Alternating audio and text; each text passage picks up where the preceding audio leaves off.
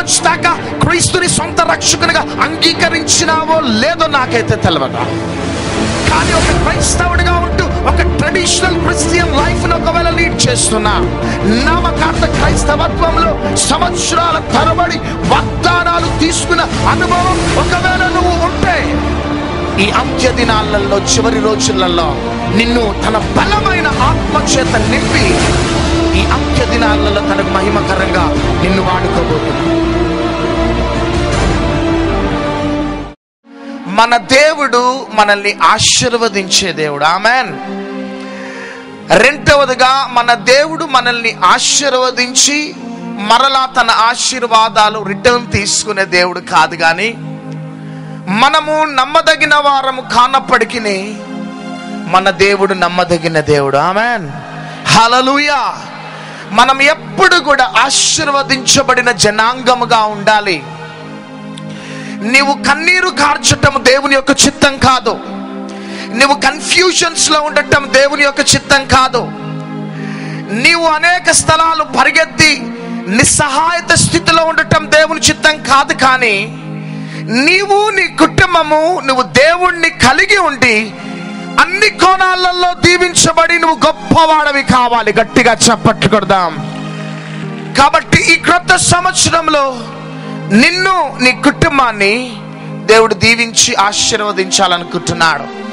అందుకని ఆదికాండం 12వ అధ్యాయం 1వ వచనం నుంచి దయచేసి ఒకరు చదివి వినిపించాలి ప్లీజ్.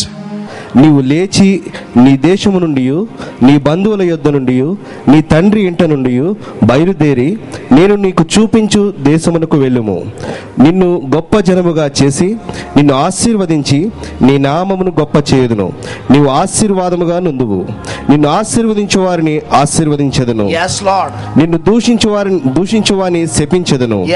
భూమి యొక్క సమస్త వంశములు నీ యందు ఆశీర్వదించబడునని అబ్రహాముతో అనగా, యెహోవా అతనితో చెప్పిన ప్రకారము అబ్రాహాము వెళ్ళెను. హల్లెలూయా. చూడండి, అబ్రహామును దేవుడు పిలిచి, నీవు గాని నా మాట వింటే అక్కడ 2 వచనాలలో 7 ఆశీర్వాదాలు ఉంటున్నాయి. గట్టిగా చప్పట్లు కొడదాం. నీవు నా మాట విను అంతే అని 7 ఆశీర్వాదాలు అబ్రహాంకి దేవుడు చూయిస్తున్నాడు. ఈ రాత్రి ప్రియ దేవుని బిడ్డలారా, మన దేవుడు మనల్ని ఆశీర్వదించే దేవుడు మన దేవుడు. ఆమేన్. వీరు మనస్సు ఒక దగ్గర ఉన్నది, మాటలు ఒక దగ్గర ఉన్నాయి. మన ఆశీర్వాదపు వచనాలు ఆ విధంగా ఉంటాయి. కానీ మనల్ని దేవుడు దీవించే దేవుడు, ఆయన మనల్ని సమృద్ధిగా నిశ్చయముగా ఆశీర్వదించే దేవుడు. ఆమేన్. తన మనస్సు ఒక దగ్గర పెట్టుకొని ఆయన వాగ్దానాలు చేసే దేవుడు కాదు. తాను ఒకవైపు వెళ్తూ ఒకవైపున్న ప్రజలని ఆశీర్వదించే దేవుడు కాదు. కానీ ఇదిగో నిన్ను ముట్టువాడు నా కనుగుడ్డును ముట్టినట్టే, నీకు వ్యతిరేకంగా ఏ ఆయుధము వర్ధిల్లదో. ఇదిగో నీకు వ్యతిరేకంగా గుమ్ముకూడు వారు నీ పక్షపు వారు ఆగుదురా. పర్వతములు తొలగిన, మెట్టలు తత్తరిల్లినా, ఇదిగో నా సమాధానం యొక్క నిబంధన నీ నుండి తొలగనీయనని సైన్యములకు అధిపత్యగు యెహోవా సెలవిచ్చుచున్నాడు. ఇదిగో వీరు సింహములను, నాగుపాములను, కొదమ సింహములను, భుజంగములను అనగదొక్కెదరు. పాములను, తేళ్లను తొక్కుటకును శత్రు బలమంతటి మీద నేను నీకు అధికారమునిచ్చి ఉన్నానని వాగ్దానం చేసిన దేవుడు ఇంకా బ్రతికే ఉన్నాడు. ఆయన దట్ ఈస్ గాడ్స్ బ్లెస్సింగ్స్. ఒక ఛాలెంజింగ్ బ్లెస్సింగ్స్ ఉంటాయి. Hallelujah. Because our God is a faithful God. ఆయన నమ్మదగిన దేవుడు. ఆమేన్. హల్లెలూయా. హల్లెలూయా. నీవు మంచి స్థితిలో ఉన్నప్పుడు, నీతో ఉంటూ నువ్వు దిగజారిపోతూ ఉన్నప్పుడు నిన్ను విడిచిపెట్టే దేవుడు నీ దేవుడు కాదు. ఆమేన్. తల్లిదండ్రులు విడిచిపెట్టినా, బంధుమిత్రులు విడిచిపెట్టినా, ఈ లోకమంతా విడిచిపెట్టినా, మన కంఠంలో ప్రాణమున్నంత వరకు మనతో ఉండేదే నజరేయుడైన యేసుక్రీస్తు ప్రభు. గట్టిగా చప్పట్లు కొడదాం. హల్లెలూయా. ఒక సేవకుడు కొండ మీదకి ఎక్కుతూ ఉన్నాడట.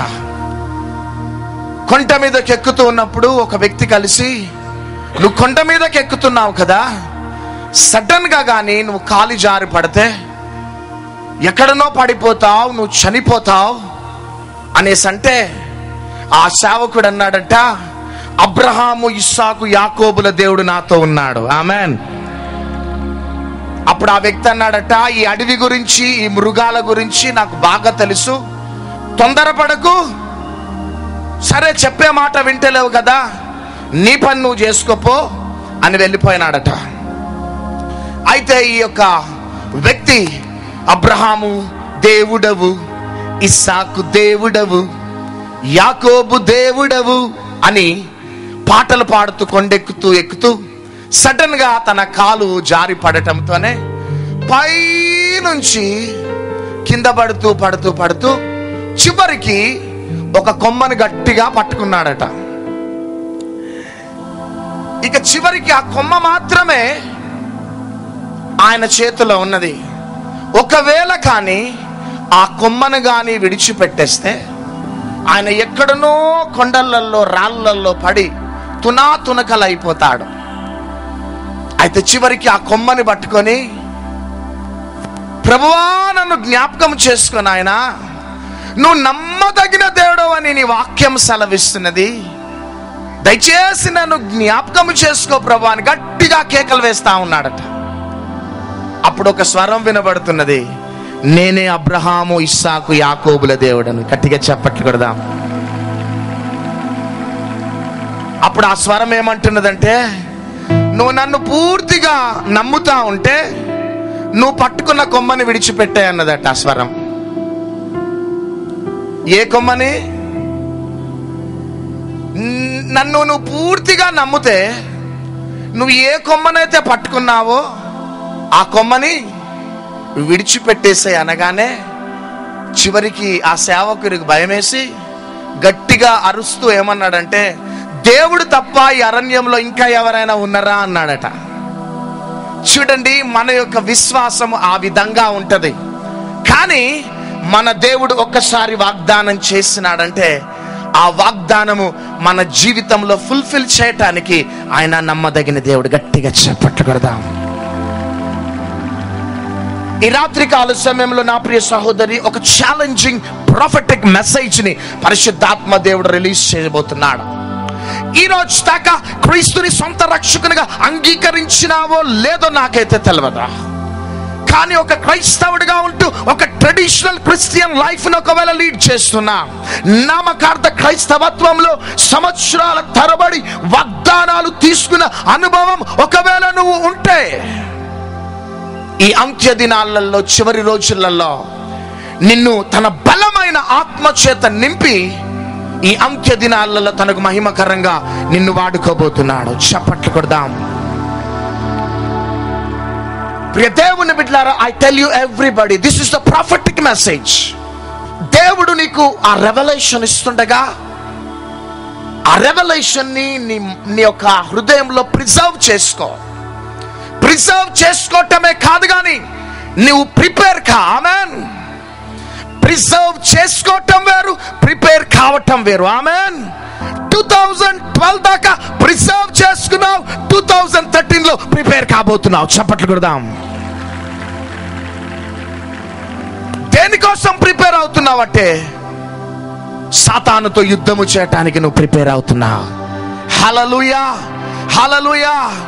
2013 is the year of revival for the universal church. గట్టిగా చప్పట్లు కొడదాం. నువ్వు నమ్మినట్లయితే ఈ రాత్రి నుంచే దేవుని యొక్క మహిమను చూడబోతున్నావు. కాబట్టి ఈ ఛాలెంజింగ్ మెసేజ్ ని మనం వినబోతుండగా ప్రార్థనా పూర్వకంగా సిద్ధపడదాం. అపోస్తుల కార్యములు 13వ అధ్యాయం 22వ వచనం. తరువాత అతనిని తొలగించి దావీదును వారికి రాజుగా ఏర్పరచెను. మరియు ఆయన, నేను యెషయి కుమారుడైన దావీదును కనుగొంటిని. అతడు నా ఇష్టానుసారుడైన మనుష్యుడు, అతడు నా ఉద్దేశములన్నీ నెరవేర్చునని చెప్పి అతని గూర్చి సాక్ష్యం ఇచ్చెను. హల్లెలూయా.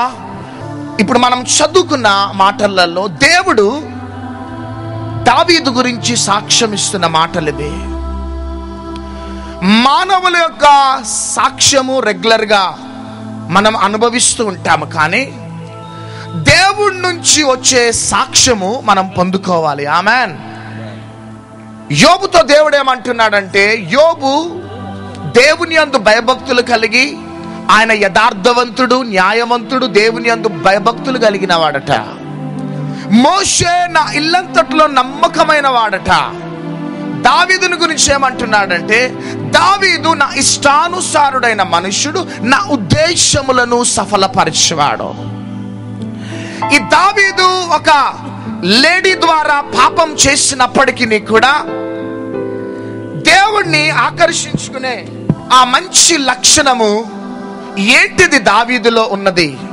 ఎందుకు ఈ దావీదు గురించి శ్రేష్టమైన సాక్ష్యాన్ని వివరిస్తూ ఉన్నాడు? చదవండి కీర్తన గ్రంథము 132వ కీర్తన 5వ వచనం. ఎట్లనగా యెహోవాకు నేను ఒక స్థలము చూచు వరకు, యాకోబు యొక్క బలిష్ఠునికి ఒక నివాస స్థలము నేను చూచు వరకు నా వాసస్థానమైన గుడారములో నేను ప్రవేశించను. చూడండి, దావీదుకి తన అంతరంగంలో ఒక డిజైర్ ఉన్నది.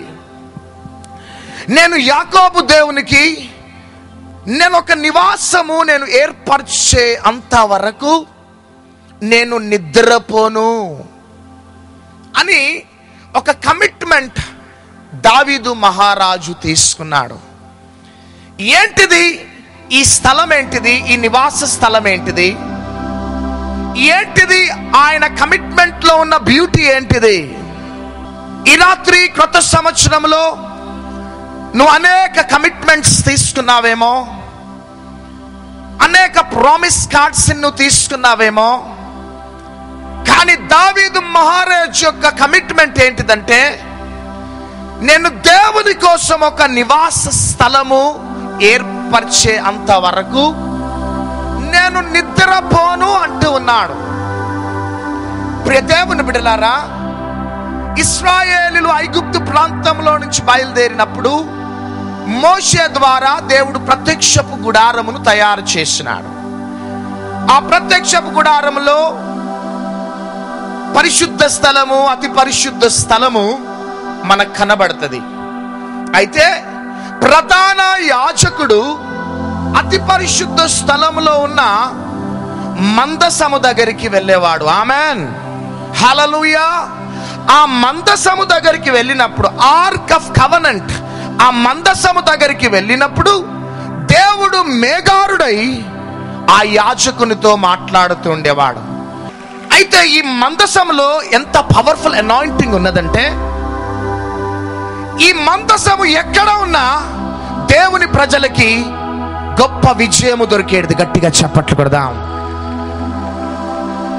ఈ మందసమును చూడగానే శత్రువులు సైతము ఆ పట్టణాన్ని విడిచిపెట్టి పారిపోతూ ఉండేవారు.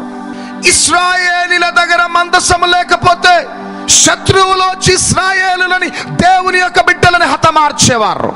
కానీ ఇశ్రాయేలుల దగ్గర దేవుని మందసాన్ని చూసినప్పుడు శత్రువులు భయపడి పారిపోతూ ఉండేవారు.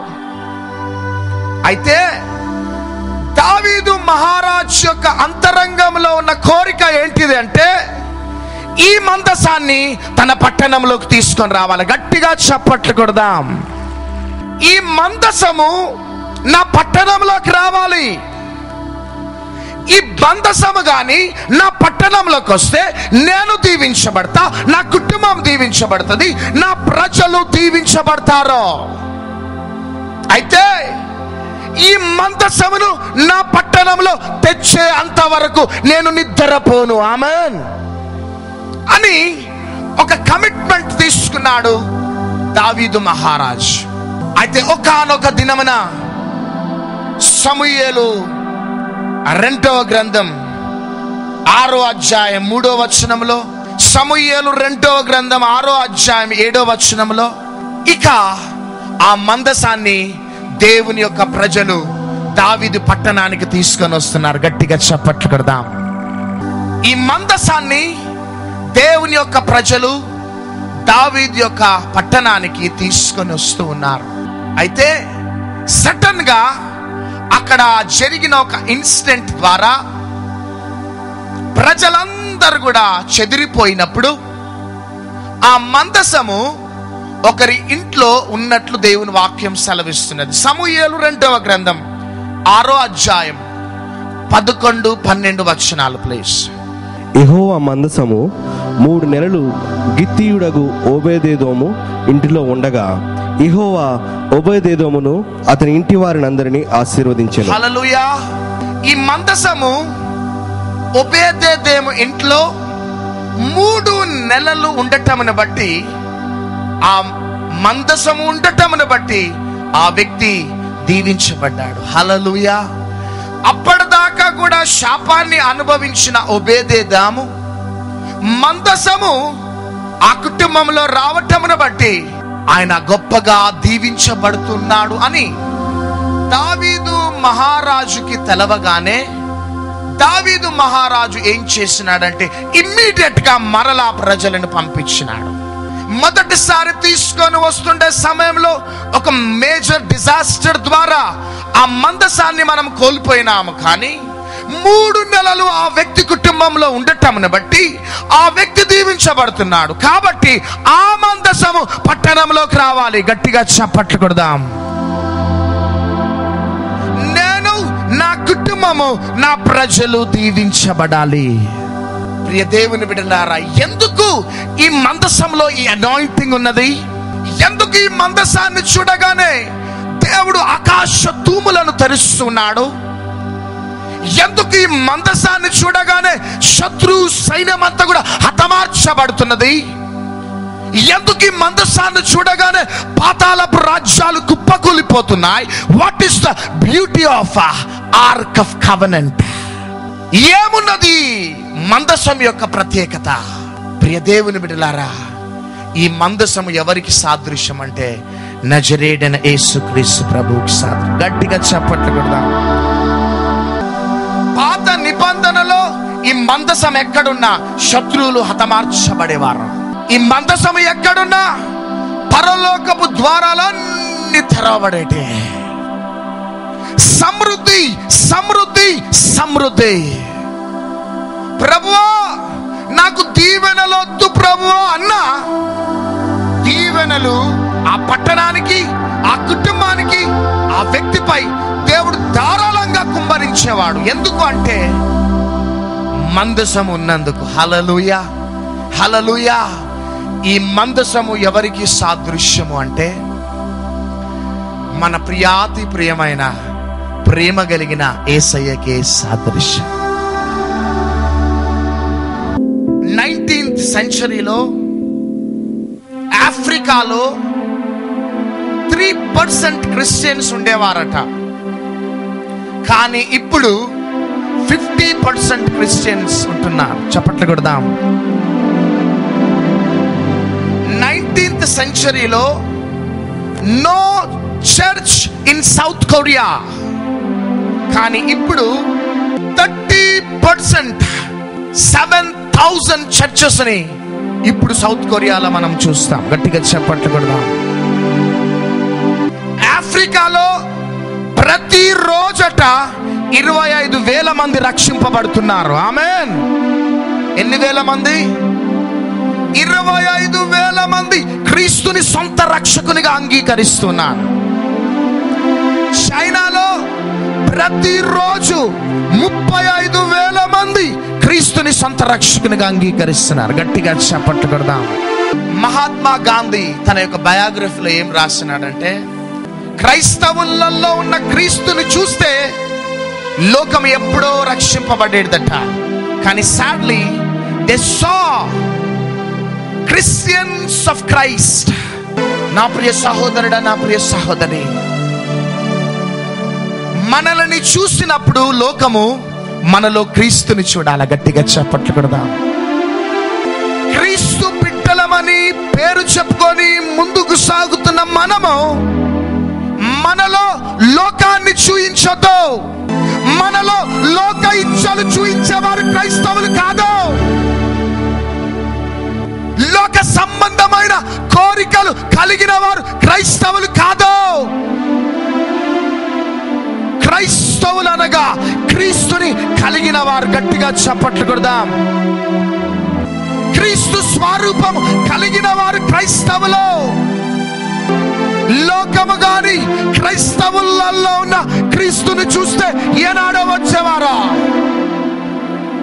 కానీ క్రైస్తవులు అని పేరు పెట్టుకొని ముందుకు సాగుతున్న ప్రజలను చూసి మరలా వెనక అంచవేస్తున్నారు లోకం.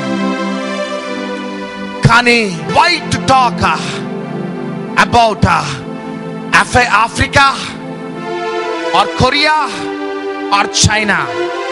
కానీ ఈ రాత్రి మన దేశము గురించి మనం ఆలోచిస్తాం. గట్టిగా చప్పట్లు కొడదాం. ఆ దేశంలో 25,000 మంది రక్షింపబడటానికి కారణం, ఆ దేశంలో 35,000 మంది వెలుగులోకి రావటానికి కారణం, 3% ఉన్న క్రిస్టియానిటీ 50% గా మారటానికి కారణం, నా ప్రియ సహోదరి సహోదరుడా, దేవుని యొక్క సేవకులు వారి దేశాలలో మందసాన్ని తీసుకొని వెళ్ళినారు. గట్టిగా చప్పట్లు కొడదాం. గట్టిగా.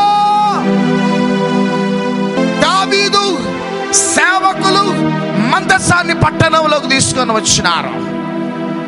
ఈ యొక్క సౌత్ కొరియాలో ఉన్న సేవకులు క్రీస్తు అనే మందసాన్ని తీసుకొని వెళ్ళినారు. ఆమేన్.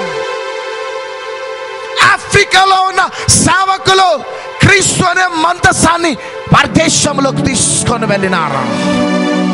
కానీ I challenge you, 2013 the Ark of Covenant is coming to India. Ark of Covenant is coming to Andhra Pradesh. ఆ మందసాన్ని తీసుకొని రావటానికి పరిమితమైన పాస్టర్స్ అవసరంలే. రోకోలషియానా పరిమితమైన సేవకులే ఆ మందసాన్ని తీసుకొని వచ్చే అధికారం లేదు. కానీ ఆ మందసం తీసుకొని వచ్చే బాధ్యత నీది. పక్కన వారితో చెప్పండి. ఆ మందసము తీసుకొని వచ్చే బాధ్యత క్రీస్తు రక్తంలో కడిగి ఉన్న ప్రతి జనాంగానిది. ఆ బాధ్యత. గట్టిగా చప్పట్లు కొడదాం. గట్టిగా.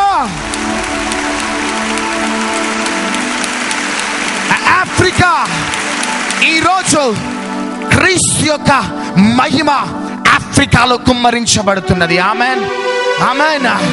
South Korea is already under the revival. But I want to tell you everybody, India is already under the revival. గట్టిగా చప్పట్లు కొడదాం. Andhra Pradesh is under the revival. Especially Hyderabad, Secunderabad is already under the revival. మన ఆంధ్రప్రదేశ్ లోనైనా, హైదరాబాద్, సికింద్రాబాద్ లోనైనా, భారతదేశంలోనా ఆ రక్తపాతము, ఆ rowdyism, ఆ యొక్క డిజాస్టర్స్ అన్ని కూడా అణిచివేయబడాలి అంటే దేని ద్వారా జరగదు. కానీ హైదరాబాద్, సికింద్రాబాద్ లో, భారతదేశంలో, ఆంధ్రప్రదేశ్ లో మందసం రావాలా?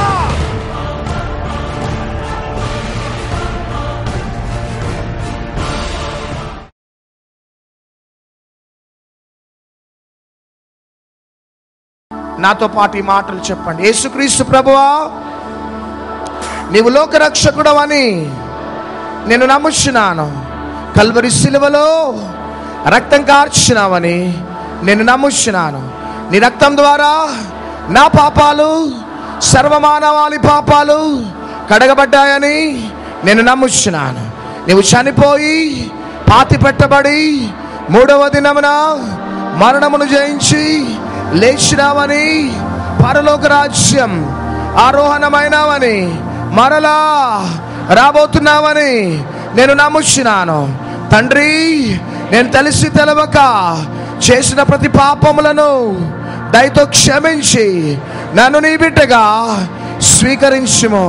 నా హృదయంలోకి రమ్ము, నాకు దేవుడిగా ఉండుము. యేసుక్రీస్తు నామములో నా పాపాలను క్షమించినందుకు వందనాలు. యేసుక్రీస్తు నామములో అడిగి వేడుకొంచున్నాము తండ్రి. Amen, amen, amen. అయ్యగారి మెసేజింగ్ అగ్ని మండించడం అండి. హైదరాబాద్లో ప్రతి ఆదివారం ఒక అగ్ని మండి, ఒక పండగ లాంటి వాతావరణము. నిజంగా హైదరాబాద్ను అగ్ని మండించే ప్రసంగాలు, అనేకులు అభిషేకము, ఒక శక్తిని పొందుకుంటారు ప్రతి వారు కూడా. ప్రవీణ్ పాస్టర్ గారి ప్రార్థనల ద్వారా మేము చాలా నేర్చుకుంటున్నాం, బలం పొందుతున్నాము, నేర్చుకుంటున్నాము. వేరే వాళ్ళకు కూడా సహాయకారిగా ఉంటున్నాం. చాలా బాగున్నాయి, చాలా ఉల్లాసంగా సంతోషంగా ప్రభునామంలో మరి గొప్ప సేవ జరిగిందని నేను నమ్ముతున్నాను. రెండవది మనసం గురించి పాస్టర్ ప్రవీణ్ బాబు బాగా మాట్లాడిండు. I'm very glad. ఎంతోమంది స్వస్థపరచబడడం, రక్షింపబడడం. చాలా ఎక్సైటింగ్గా ఉంది, చాలా బాగుంది. మేము చాలా బ్లెస్డ్ అవుతున్నాం ఈ మీటింగ్స్ వల్ల. మా పిల్లలు కూడా బాగా వస్తున్నారు ఈ మీటింగ్కి రావాలని. న్యూ ఇయర్లో ఇంకా మేము ఇంకా బాగా ఎదగాలని, ఇంకా 11 అవుతున్నా కూడా మాకు వెళ్ళబుద్ధి కావట్లేదు. ఇక్కడ చాలా బాగుంది, వాక్యం చాలా బాగుంది. చాలా నూతన సంవత్సరంలో మేము ఇంకా ఎదగాలని, ఈ రెవల్యూషన్ మా జీవితాల్లో కూడా రావాలని మేము ఆశిస్తున్నాము. దేవుని కృపను బట్టి బలమైన వాక్యం ప్రకటింపబడింది. అనేక ఆత్మలు ఈ యొక్క వాక్యం ద్వారా మారి ఇంకా అనేక ఆత్మలు దేవుని సన్నిధికి రావాలని దేవుని పేరిట కోరుకుంటున్నాను. ఈ వాక్యం ఇంకా బయలుపరచబడాలని, ఇంకా అనేక దేశాలలో విత్తబడాలని, ప్రతి హృదయం దున్నబడాలని, ప్రతి వాక్యం ఎత్తబడాలని, మారుమూల గ్రామంలో ఈ వాక్యం ఎదగడానికి మన సేవకులు నిజమైన సేవలో పాలు పంచుకోవాలని, ప్రతి ఒక్క క్రైస్తవుడు ఒక సాక్షిబిడ్డగా బ్రతికితే ప్రపంచమంతా సాక్షిబిడ్డగా జీవిస్తాడని ఈ కొద్ది కృప మాటలు దేవుడు దీవించింది.